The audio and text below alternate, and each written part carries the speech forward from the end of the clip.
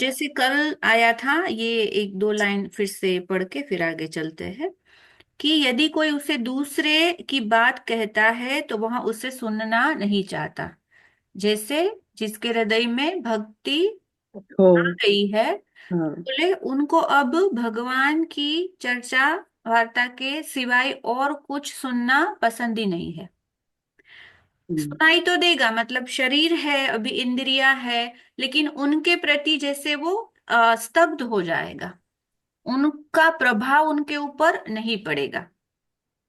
जैसे हम देखते थे ना, छोटे थे तब, जैसे गलियों से जब हाथी गुजरता था ना, तो ऐसे कुत्ते बिना वजह भौंकने लगते थे। हम्म। मतलब ऐसा होता है कि हाथी जब निकलता है तो कुत्ते भौंकते ही है।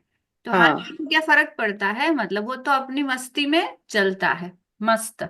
हाँ। तो वो तो उनका काम है, ठीक है, कुत्ते भौंक रहे हैं।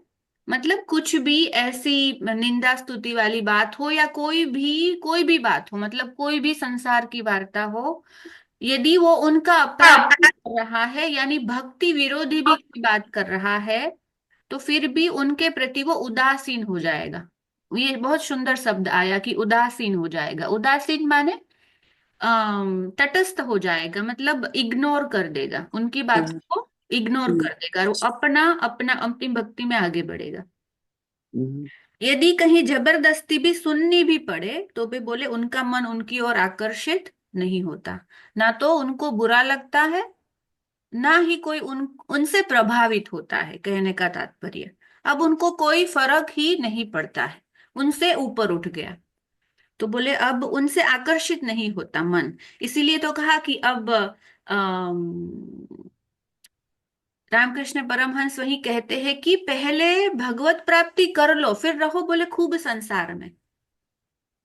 एक बार जैसे वो स्थिति आ गई, तो अब क्या होगा, नाव है ना, वो जल में ही रहेगी, पर जल नाव के अंदर नहीं प्रवेश कर पाएगा। तो बोले करना, जो पहले करने वाला काम है ना वो कर लो पहले।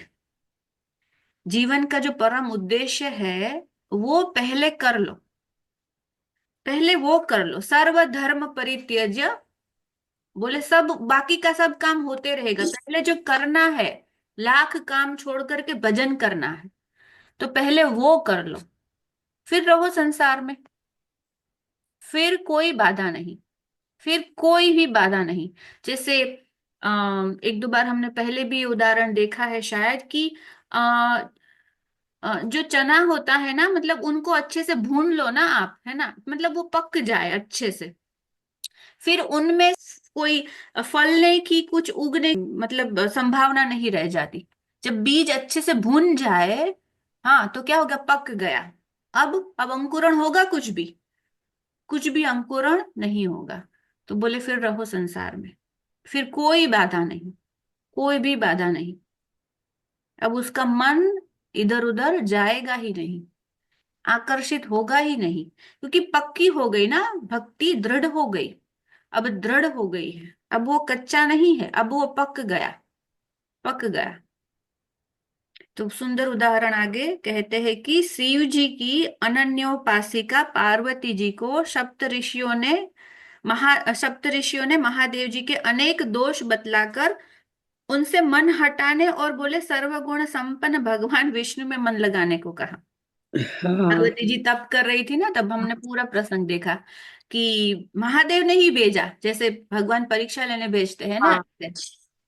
कि सप्त ऋषियों को भेजा कि जाओ जरा, बोले कि जरा हाँ। परीक्षा तो लेके आओ, कि है ना, वो वास्तव में मेरे लायक है कि नहीं, अभी अभी अभी पक गई कि नहीं, कि अभी भी अन्य अन्य कोई अभिलाषा है, अन्य हाँ। तरफ भी मन आकर्षित होता है, मतलब कुछ संभावना है ना, जैसे कोई, अच्छा, हमको वैसे पता नहीं, लेकिन कहीं से आ जाए तो मन तुरंत विचलित हो जाए, है ना। चलो, हमको लगता है अभी हमारा मन शांत है, अब भगवान में लगता है, लेकिन ऐसी परिस्थिति का निर्माण हो जाए तो मन फिसलता है कि नहीं, वो भी देखना है, ये भी देखना है। तो भगवान ने कहा वैसे तो पता है ये तपस्या कर रही है, हमारी भक्ता है, लेकिन जरा ऐसी परिस्थिति का निर्माण करो। हम्म। तो ये भगवान की परीक्षा होती है, ऐसे पार्वती जी को स्वयं भेजा, सप्त ऋषियों को, बोले कि विष्णु सर्वगुण, बोले कि संपन्न है, और महादेव जो कि महादेव बोले कि मतलब विष्णु गुणों की खान है, और महादेव तो जैसे अवगुण निधान है जैसे। हाँ उनमें क्या है? बोले भस्म लगाते हैं, ऐसे खुले में रहते हैं, और क्या तुम्हें दे देंगे? क्या है हाँ उनके पास? सर्प हाँ लपेटे हैं हाँ। और समाधि में रहते हैं। तुमको घर भी नहीं है, घर ऐसे भी नहीं, बहुत लोग। भवन भी हाँ। नहीं है, हाँ। बोले कि तुमको क्या सुख दे देंगे? क्या दिखा तुमको उनमें? तो तुम ये इतनी घोर तपस्या कर रही हो उन्हीं को पाने के लिए। तब बोले देखो ये इतना मुझे ये पसंद है, ये जो चौपाई है, माता पार्वती का जो वचन हम्म। सप्त ऋषियों को कहती है कि, बोले कि एक जन्म क्या, जन्म कोटि लग अगर हमारी। आप तो अभी की बात कर रहे हो, बोले मैं हम्म, तो जन्म कोटि भी क्यों ना लग जाए। बराबर। रगर रगर माने मतलब ऐसा ऐसा ऐसा, ऐसी मेरी तपस्या जन्म कोटि, मतलब कोटि कोटि जन्म में करती रहूंगी। बरहु न शंभु न त रवऊ कुंवारी। हाँ। है ना? तो सप्तऋषि कहते हैं, हाँ देखो आया, महादेव अवगुण भवन और विष्णु सकल गुण धाम। हाँ। बोले जेहि कर मनु रम जाहि सन तेहि तेहि सन काम। बोले उनसे मैं हम आप आपकी उनसे भेंट करवा देते हैं, बोले विष्णु से। हम्म, महादेव को छोड़ दो। बोले जन्म कोटि लगर अगर हमारी, बरहु न शंभु न त रहौ कुवारी। आगे कह रहे हैं कि तजहु न नारद कर उपदेसु, सो सत बार कहे आप महेशु। हम्म, महादेव स्वयं 100 बार भी मुझे आकर के क्यों ना कह दे कि मैं तुम्हें अपनी पत्नी स्वीकार नहीं करूंगा, फिर भी मैं यहीं डटी रहूंगी। ये मेरा संग, ये प्रेम है, ये अनन्यता है, ये प्रेम है। फिर महादेव को फिर बोले कि नहीं, ये अब ये लायक है, अब ये लायक है। इस तरह गोपियों ने भी उद्धव से यही कहा था। उद्धो मन माने की बात, ये तो मन हम्म, माने की बात है। जासो जाको मन मान्यो, वो ताके हाथ बिकानो। ये तो हमारा मन मान गया बस उसमें। बोले एक ही मन था, वो तो गयो साम संग, अब वो हाँ, आराधे ईस। हम्म, हम तेरे जोग को कहाँ रखे, तेरी बातों को हम किस मन से माने, किस कहाँ हम कैसे और कोई तपस्या और कोई साधना करे। एक ही मन था, सो तो गयो साम संग। तो मन माने की बात, हमारा हमारा मन रम गया उसमें, हमारा मन मान गया अब उसमें। अब वहां से बोले कि अब तो शीश चढ़ा दिया, अब उठाए कैसे? अब तो या कटेगा, अब उठेगा नहीं, अब तो कटेगा। हम्म, सूरदास जाको मन जासो, ताको सोई सुहार। मन को जो पसंद आ गया, बोले अब मन कहीं और नहीं जाएगा। इस प्रकार एक प्रेमी भक्त एकमात्र अपने प्रियतम भगवान को ही जानकर, उसी को सर्वस्व मानकर, जैसे मछली को केवल जल का आश्रय होता है, वैसे ही केवल भगवान का ही आश्रय लेकर सारी चेष्टाएं उसी के लिए करता है।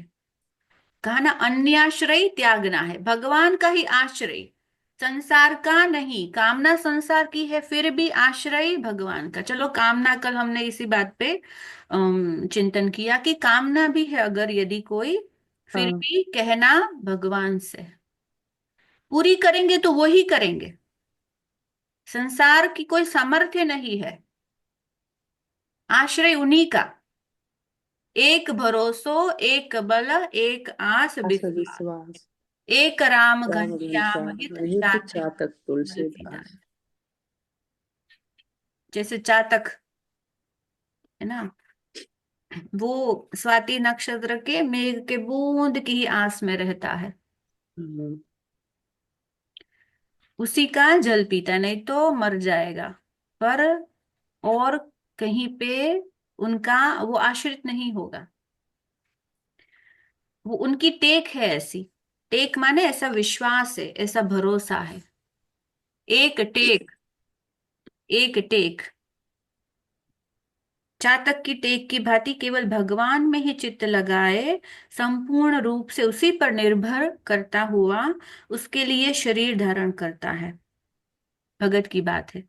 उसका अब खाना पीना, सोना बैठना, चलना फिरना, देना लेना, दान पुण्य करना, सब कुछ उसी के लिए होता है। इसीलिए तो भक्त जो कुछ भी संसार में भी कार्य करता है ना, वो सब भक्ति है। वो सब भक्ति है। उनका चलना फिरना, खाना पीना, वो क्योंकि सब भगवान प्रीत्यार्थ करता है। भगवान की राजी में, रजा में राजी है, और सब भगवान को समर्पित किए हुए हैं। अपनी इच्छा से परे उनकी इच्छा में चल रहा है। तो इसीलिए सब जो कर्म कर रहा है ना, वो पूजा हो गया, वो भक्ति हो गया। अब अलग से उनको भक्ति ऐसे कोई करने की जरूरत नहीं। ये तो उन उन स्थिति की बात कर रहे हैं कि अब इतना समर्पण आ गया कि अब एक, बस एक भरोसो, एक बल, एक आस विश्वास। तो सब कुछ उनका जो करना है ना, वो भक्ति हो गया। आया ना, देखो। अतएव उसके समस्त कर्म भगवान के प्रति अनन्य प्रेम भाव से संपन्न होने के कारण स्वाभाविक ही कल्याणमय होते हैं। सब कुछ भगवत प्रीत्यार्थ, भगवान की इच्छा से, भगवान की राजी से और शरणागति भाव से, अपना कर्तापन संपूर्णता समर्पण करके। तो बोले कि अब सब कल्याणमयी होगा। अब तो अब कुछ कहीं पे भी कोई अमंगल नहीं होगा, सब कल्याणकारी होगा, सब कल्याणकारी। जो कुछ भी वो अब वो कर नहीं रहा, हो रहा है। अब हो रहा है। ये सुंदर बात है। एक तो कर रहे हैं, एक हो रहा है, अपने आप हो रहा है। देखो, एक बार समर्पित हो जाए ना, तो ऐसी स्थिति का अब हो रहा है। अब हम नहीं कर रहे हैं, अब हम नहीं कर रहे हैं, अब तो हो रहा है। तो इसमें इतना आनंद है। देखो, इस इसमें कोई चिंता भी नहीं है, अच्छा क्या करना है, क्या होगा, कोई चिंता नहीं। अब हो रहा है, अब पता है कि सब कल्याणकारी ही होगा, इतना भरोसा है भगवान पे। अब कुछ गलत हो ही नहीं सकता।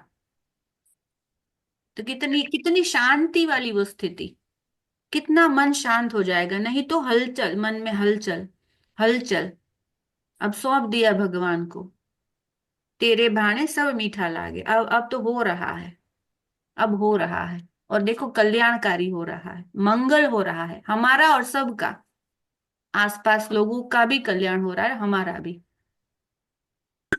आगे एक दो सूत्र में नारद जी यहाँ पे थोड़ी सी जैसे असमंजस वाली परिस्थिति कहेंगे। थोड़ा हम ध्यान से इनको देखेंगे। लौकिक और वैदिक कर्मों में भगवान के अनुकूल कर्म करना ही उसके प्रतिकूल विषय में उदासीनता है। कैसा कर्म करना है? भगवान के अनुकूल, भक्ति के अनुकूल, जो हमारी भक्ति में सहायक हो, ऐसा कर्म।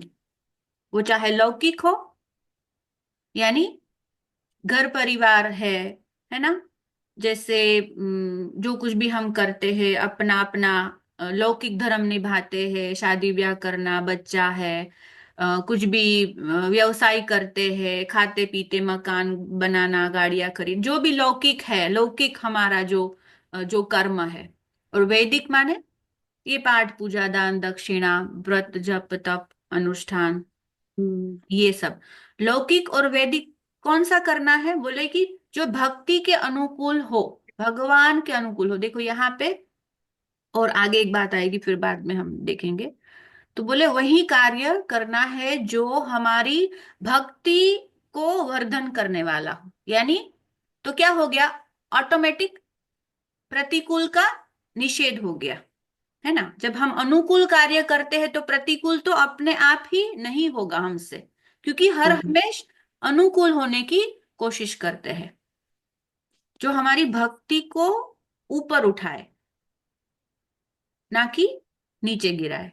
हम्म। इसलिए सत्संग, अच्छे लोगों का संग, मतलब ये सब, सब कुछ, सब लौकिक वैदिक मतलब सब आ गया। शरीर का धर्म जो भी है या भागवतिक धर्म जो भी है, सब कुछ जो भगवान के अनुकूल है वो वाला कार्य। तो उसमें क्या हो गया, प्रतिकूल विषय में उदासीनता हो ही गई, निरोध हो ही गया। वहां से मन धीरे धीरे उठ ही जाएगा, क्योंकि हम सदा वो प्रयत्न कर रहे, तो मन अब यहां से उठ करके वहां, यहाँ उदासीनता, उदासीनता माने अब निष्क्रियता, हाँ ये कर्मों के प्रति उदासीनता, है ना। अब मतलब इग्नोरेंस, यहाँ पे इग्नोरेंस। अनन्य भाव से भगवत भगवत अर्थ कर्म करने वाले के लिए भगवान के प्रतिकूल कर्मों का अब अपने आप ही त्याग हो जाता है, अपने आप हो गया। क्योंकि इसलिए कहा कि भक्त को क्या करना है, दृष्टि लक्ष्य पे रखनी है। भगवान को पकड़ने का लक्ष्य है, छोड़ने का लक्ष्य नहीं है। त्याग का लक्ष्य भगत का नहीं है। वो ज्ञान मार्गीय, वो योग मार्गीय के लिए ज्यादा है कि उनको पहले त्याग करना है, फिर आगे आगे ध्यान समाधि में जाना है। और भक्त के लिए क्या लक्ष्य है, भगवान को पकड़ो। अब त्याग जो होना है वो अपने आप होता चला जाएगा। जो जो निरर्थक है ना हमारे लिए, जैसे जैसे आगे बढ़ेंगे ना, अनावश्यक है, जो निरर्थक है, वो अपने आप छूटता चला जाएगा। करना नहीं है यहाँ पे, हो जाएगा। ध्यान दृष्टि वहां पे रखने की, हमें वो चाहिए, हमें भगवत प्राप्ति करनी है। तो जो निरर्थक होगी ना, जो घटना, जो परिस्थिति, जो वस्तु, जो व्यक्ति, यानी और मन की भी स्थिति वैसी वैसी होती जाएगी, वैसी वैसी होती जाएगी। मतलब त्याग, अनावश्यक भोग संग्रह का, वस्तु व्यक्ति का त्याग हो जाएगा, अपने को नहीं करना। इसलिए कहता है ना कि भगत को कोई पूछता है कि तुमने क्या त्याग किया, बोला हमने तो कुछ त्याग नहीं किया, हम तो रहते संसार में, हम तो यहीं रहते, हमने क्या त्याग किया। हम्म तो वो त्याग नहीं करता, है ना, वो तो उनकी तरफ बढ़ता है। जैसे हमने वृंदावन जाना है, कल मस्त एक वो याद आ गया था एक उदाहरण, कि जाना है वृंदावन, जाना है तो क्या हमने पकड़ना है, वो लक्ष्य वृंदावन है। अब क्या, वृंदावन जाने के लक्ष्य में अपना शहर छूट गया। हम्म हमारा लक्ष्य शहर छोड़ना नहीं था, हमारा लक्ष्य वृंदावन जाना था। तो बोले ये शहर छूट गया। ये सुंदर बात है भक्ति की, कि यहाँ पे कोई ऐसा नहीं कि ये त्यागो, ये छोड़ो, अच्छा ऐसा करना है, ऐसा नहीं। पकड़ो, वहां पे जाओ, भगवान को पकड़ो, वो चिंतन करो, तो अनावश्यक चिंतन अपने आप छूट गया। ऐसा वैदिक या लौकिक श्रोत या स्मार्ट कोई भी ऐसा कर्म वह नहीं कर सकता जो भगवान के अनुकूल ना हो, यानी जिससे प्रेमा भक्ति की वृद्धि में सहायता ना पहुंचती हो, है ना। हम्म ऐसा वो कोई कर्म करेगा ही नहीं। तो देखो, भक्त ज्ञानी भी हो जाता है, मतलब विवेक जग गया ना। वो विवेक के प्रकाश में ही ये पता चलेगा कि अच्छा कौन सा कर्म ऐसा है जो भक्ति में बाधा पहुंचाने वाला है, और कौन सा नहीं। ये विवेक से पता चलेगा। तो भगत होगा, जैसे कहा ना, उनके पास अपने आप ददामि बुद्धि योगम, भगवान उनकी बुद्धि में प्रकाश कर देते हैं। तो उनसे उनको पता लगता है कि अच्छा कौन सा ऐसा कर्म है जो मुझे करना है, मन वचन वाणी से, मतलब खाली क्रिया से नहीं, शरीर से नहीं, मन वचन वाणी से कौन सा ऐसा कर्म करना है, कौन में उदासीनता, हम्म इसमें उदासीनता रहना है। भक्त वहां पे वाद विवाद नहीं करेगा, कुत्ते भौंकते हैं भौंकने दे, वाद विवाद वहां पे उनको समझाने थोड़ी जाएंगे। तो क्या होगा, मन अपना भी खिन्न हो जाएगा और उनसे कुछ होगा नहीं। शांत, शांत। तो शेष चर्चा आगे। आज का ये भाव ईश्वर के चरणों में समर्पित करते हुए अब सभी के हृदय में विराजमान प्रेम प्रभु को मेरा प्रणाम। सर्वे भवन्तु सुखिनः।